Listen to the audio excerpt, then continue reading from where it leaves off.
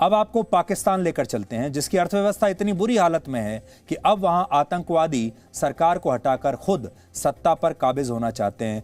अब आतंकवादी खुद सरकार चलाना चाहते हैं, ठीक वैसे ही जैसे उनके पड़ोसी अफगानिस्तान में हुआ। पाकिस्तान की अर्थव्यवस्था उसकी आज़ादी के बाद से ही सबसे बुरी स्थिति में है और ये बात कुछ दिनों पहले खुद पाकिस्तान के प्रधानमंत्री इमरान खान ने ही स्वीकार की थी। लेकिन फिर भी इमरान खान बात बात पर अपने देश के लोगों से कहते हैं कि आपने घबराना नहीं है।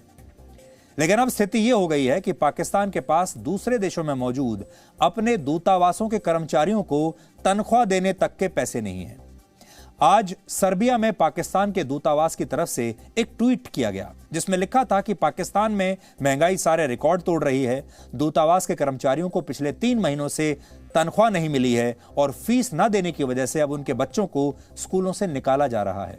इसी ट्वीट के साथ एक वीडियो भी पोस्ट किया गया जिसमें एक व्यक्ति गाना गाते हुए इमरान खान के घबराना नहीं है वाले बयान का मजाक उड़ा रहा है। जब यह ट्वीट कुछ ही देर में पूरी दुनिया में वायरल हो गया तो पाकिस्तान के विदेश मंत्रालय ने सफाई दी कि सर्बिया के दूतावास के ट्विटर हैंडल को हैक कर लिया गया है और इसके साथ ही इस ट्वीट को बाद में डिलीट कर दिया गया और यह कहा गया कि ये किसी हैकर ने इस अकाउंट को हैक करके ये ट्वीट किया है।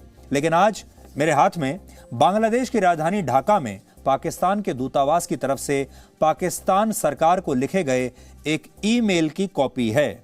तो उस ट्वीट को तो डिलीट कर दिया, लेकिन इसे डिलीट कैसे करेंगे और उसकी कॉपी इस समय आपकी स्क्रीन पर है।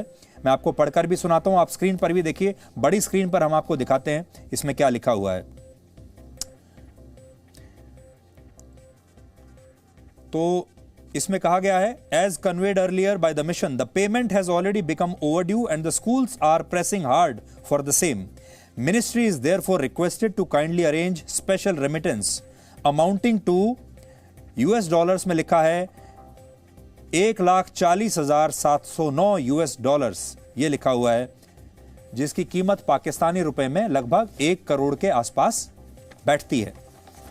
तो आप सोचिए, बांग्लादेश में पाकिस्तान का जो दूतावास है वो अपनी सरकार को ये चिट्ठी लिख रहा है कि हमारे पास पैसे खत्म हो गए हैं, हमें और पैसा भेजिए। और वो ये कह रहे हैं कि हमें अपने बच्चों को स्कूल में पढ़ाना है और बच्चों की स्कूल की फीस अभी तक नहीं गई है। और पूरा ब्रेकअप उन्होंने, ये मैं मेरे हाथ में आपको दिखाई दे रहा है, ये ब्रेकअप जो आपकी स्क्रीन पर भी अभी चल रहा है, पूरा ब्रेकअप उन्होंने दिया है कि हमें किस किस चीज के लिए कितना पैसा चाहिए।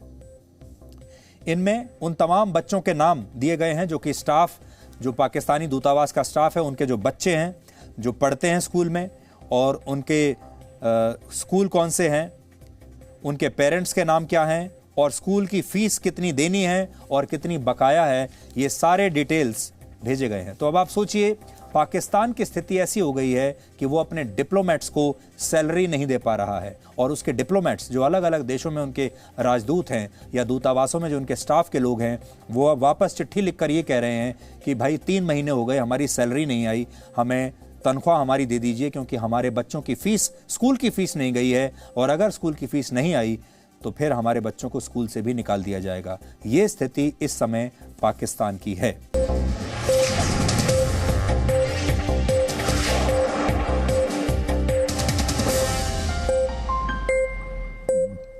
Presenting B News app, available on Google Play and App Store. Download it now.